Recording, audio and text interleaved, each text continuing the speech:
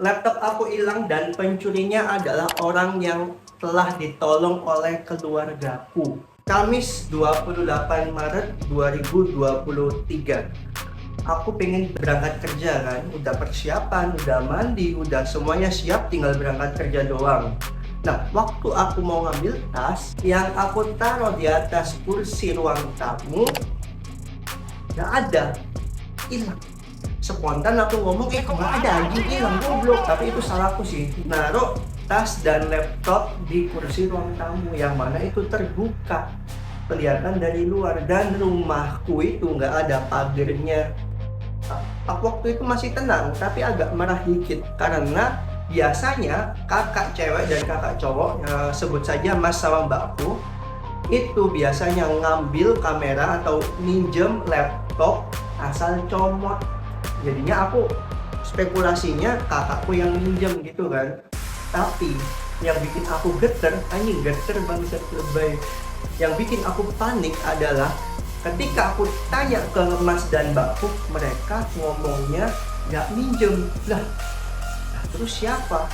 Mulai panik itu satu rumah, semuanya nyari, dibongkar semua. Itu lama ya nyarinya ya, pokoknya dibongkarin semua seisi rumah itu. Nah, di tengah-tengah orang-orang nyari, aku izin ke kantor buat izin ke bosku.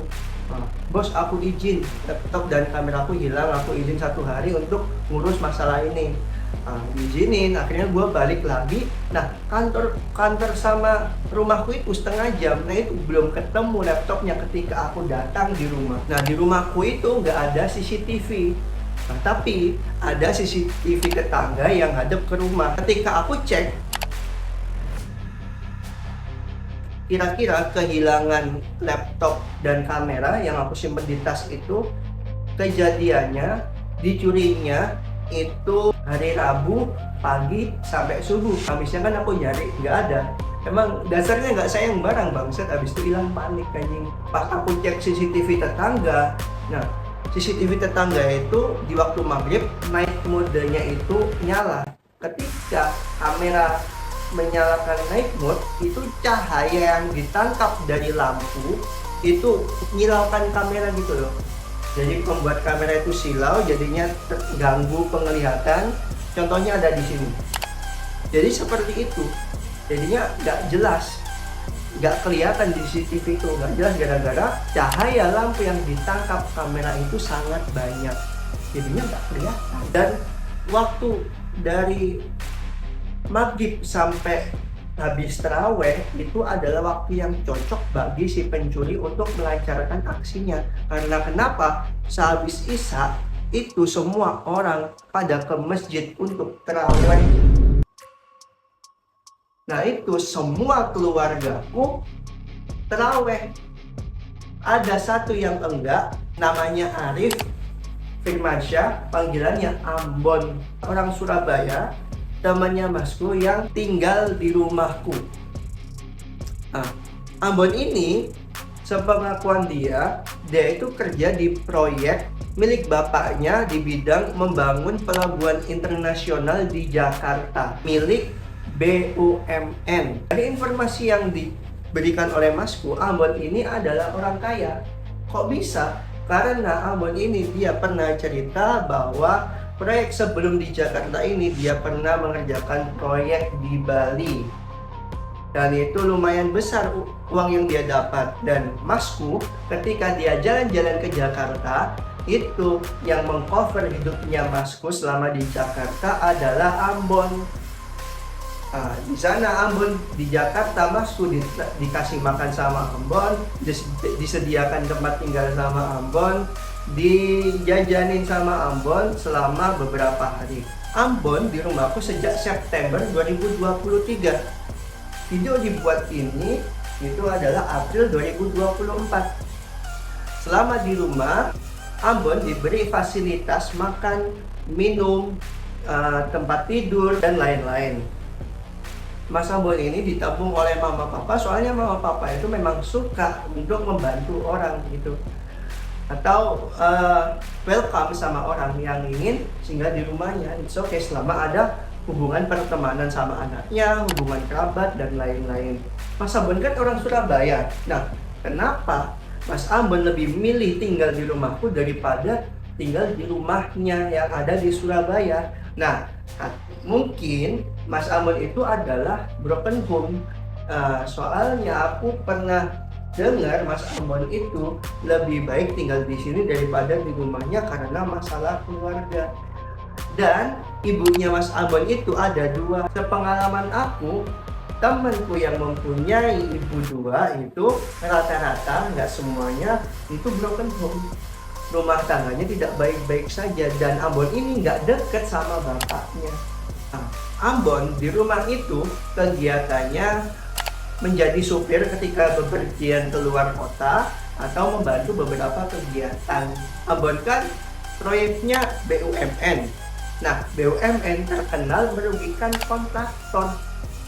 Sehingga mungkin Ambon ini terdampak oleh imbasnya. Sehingga ekonomi Ambon tidak sebaik dulu. Dulu kaya, sekarang nggak ada duit.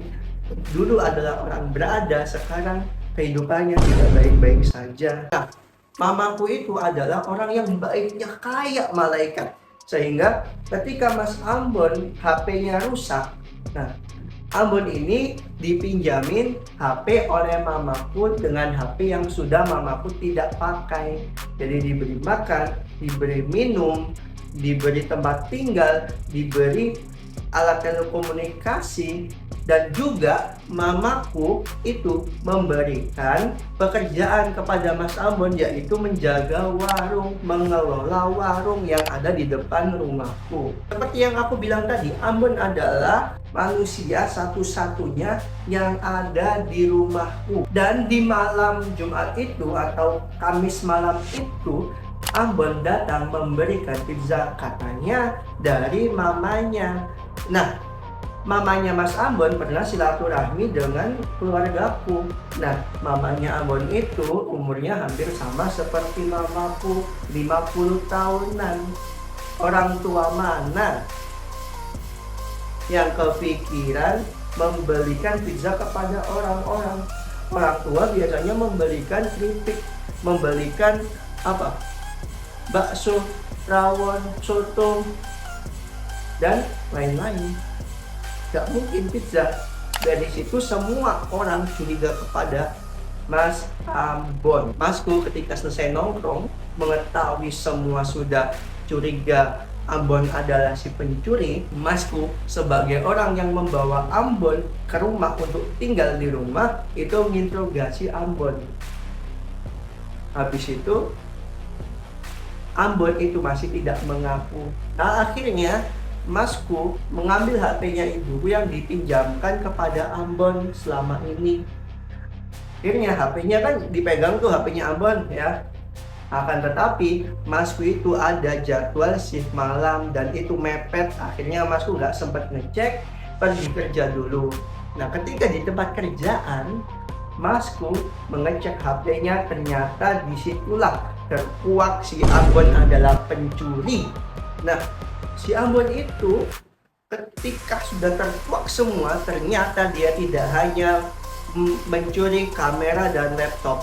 Ternyata Ambon itu juga menjual setrika yang belum ada pemakaian 1 tahun, kemudian minyak jelantah senilai 500.000 sebanyak 2 kali, LPG, terus linggis yang berukuran besar sebanyak 3 biji. Orang mana yang kepikiran menjual linggis? Tapi Ambon orang Surabaya Utara ini. Tapi orang Surabaya nggak ada yang jual linggis, bangsa. Ngapain jual linggis? Kok kepikiran jual linggis, anjing? Nah, itu kejadiannya udah malam. Semuanya udah tidur, Masku sudah berangkat kerja, tinggal aku sama mbakku. Aku dan mbakku waktu itu yang ada di lantai 1 sepakat, jangan ada yang tidur. Kita nggak boleh tidur sampai pagi, jangan sampai Ambon kabur, sampai Mas datang gitu kan, sampai pagi. Ternyata jam 1 kita tertidur semua. Mas Ambonnya kabur. Nah, setelah kabur, paginya itu dicek sama masku yang udah pulang kerja, ternyata Ambon sudah tidak ada di kamar, meninggalkan sepucuk surat yang dituliskan dengan pensil di atas kertas yang isinya ucapan terima kasih sudah menerima dia selama ini, kemudian minta maaf dan minta waktu untuk mengembalikan semua kerugian yang telah ia perbuat. Perkembangan kasusnya saat ini adalah masku sudah berkomunikasi dengan adiknya Mas Ambon. Kebetulan adiknya Mas Ambon itu muridnya masku sewaktu paskibra. Nah, dari situ katanya nih mau ketemu sama ibunya Ambon. Aku adalah orang yang sangat dirugikan atas kasus ini. Ya, laptop kameraku hilang, sedangkan pekerjaanku waktu itu adalah videographer. Videographer itu memerlukan kamera untuk mengambil video dan laptop untuk mengedit. Nggak bisa jadi videographer itu menggunakan janji-janji manis yang ujungnya menjadi imajinasi. Jika aku bermodalkan janji-janji manis, aku nggak menjadi videographer. Aku menjadi orang-orang yang kemarin mencari suara. Tweet, tweet, tweet, tweet, tweet, tweet. Jelek banget jokesnya anjing. Aku adalah orang yang paling dirugikan ketika H+2 minggu aku diskusi dengan orang tua. Aku bilang kepada orang tua, Mama, Papa, jikalau 1 bulan ini nggak ada kabar dari Ambon untuk mengganti kerugian-kerugian, aku pengen naikkan ini ke polisi. Kata bapakku apa? Jangan ribet. Kan aku udah nggak kerja kan? Aku bilang lah ke ayahku, nah ngapain ribet? Orang aku kan udah nggak kerja. Jadi aku nggak ada waktu untuk bekerja. Aku bisa ngurusin masalah ini. Aku bisa urus masalah ini ke kantor polisi gitu kan? Ada papa. Jangan gitu. Kasihan Albon itu. Dia itu udah kena kasus ini. Terus mungkin di Jakarta itu dia juga seperti itu, kemudian udah dicari-cari orang, dia mau kerja juga namanya udah jelek, udah gak bisa kerja dia. Habis itu aku potong kalimat bapakku gini, lah bapak lebih kasihan dia daripada aku yang kehilangan sampai kehilangan kerja gitu kan. Habis itu bapakku mengulti saya dengan berkata, udahlah Kak, kami tuh kalau sabar akan diganti oleh Tuhan dengan yang lebih baik. Gak bisa, Cok. Habis itu aku tetap ngeyel. Aku bilang ke bapak, tapi kan Pak, kalau misalnya kita urus kasus ini ke polisi, habis itu dia tertangkap, kan kedepannya nggak ada korban yang mungkin akan dirugikan oleh Mas Ambon. Nggak ada korban berjatuhan kedepannya, karena ulah si Ambon. Habis itu aku lupa tanggapannya bapakku, pokoknya dibalikin ke agama lagi. Habis itu gimana? Akunya gimana? Kalau aku ya udah aku ikutin cara orang tuaku, aku coba sabar. Oke, ini ada cobaan dari Tuhan, aku akan ikhlaskan biar jalur langit yang ngurus. Nah, selama ini yang kerasa dari aku mengambil keputusan seperti itu, HP yang awalnya Infinix ya, habis itu bertambah aku dikasih iPhone 11. Habis itu subscriber YouTube mulai naik.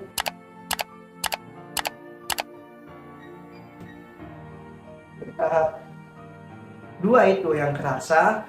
Dan apabila aku nggak diberi dua itu, aku it's okay, nggak apa-apa. Aku udah diberi kesehatan, aku udah diberi nikmat. Kalau makan aku nggak mikir, aku diberi nikmat tempat tinggal, aku nggak mikir, kontrakan, uang kontrakan dan lain-lain nggak mikir. Ya, 3 nikmat itu diberikan Tuhan selama 24 tahun. Seandainya aku kehilangan laptop dan kamera, kemudian aku marah-marah, aku stres, marah-marah ke Tuhan, Akan tetapi ada 3 nikmat itu yang diberikan selama 24 tahun. Ya nggak fair bro, nggak, ya udah dikasih nikmat. Kalau misal dikasih cobaan dikit, nggak usah marah-marah, nggak usah anggap Tuhan ini gimana, nggak usah gitu. Ya udah, it's okay.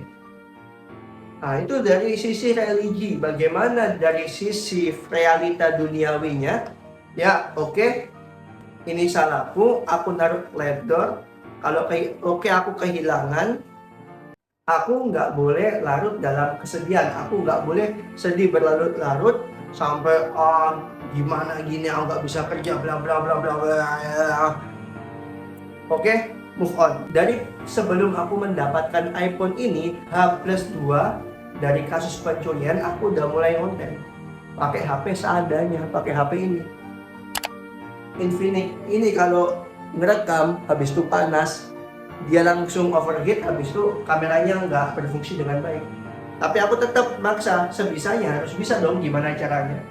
Akhirnya aku tetap konten, subscriber naik. Nah, alhamdulillah seperti ini, nggak banyak tapi tetap naik. Jika ditanya soal Ambon, aku berharap Ambon ini dirubah oleh Tuhan menjadi orang yang lebih baik. Jika Tuhan tidak berkenan seperti itu, maka Tuhan yang paling tahu bagaimana cara membalas dia, entah itu di dunia, entah itu setelah di dunia. Ambon itu sudah ditolong sama orang tua aku ya, diberi makan, minum, tempat tinggal, pekerjaan, alat komunikasi, udah ditolong selama 6 bulan. Tapi kenyataannya dia malah merugikan keluargaku. Astagfirullah. Oh iya, ada yang ketinggalan video ini. Itu untuk memberikan informasi kepada kalian bahwa Ambon yang mukanya seperti ini itu telah merugikan aku dan keluarga. Semoga dengan video ini bisa mengurangi atau mentidakadakan korban selanjutnya yang mungkin akan dirugikan oleh Ambon. Moral cerita yang bisa kita dapatkan dari aku yang kehilangan kamera adalah jangan salah dalam menolong orang lain. Karena bisa saja orang yang kita tolong akan merugikan kita di lain hari. Menolong orang adalah hal yang lumrah dalam budaya kita, tapi kita jangan sampai menolong orang yang salah. Dan jangan menaruh barang sembarangan, apalagi di ruang tamu yang notabelnya kamu buka pintu langsung kelihatan itu barang. Taruhlah barangmu di tempat yang seaman mungkin menurutmu, yang kira-kira maling tidak akan melakukan hal bodoh ketika melihat barang berharga. Oke, itu saja dari aku. Aku Kakak Hudia. Keep enjoy with your life. Bye.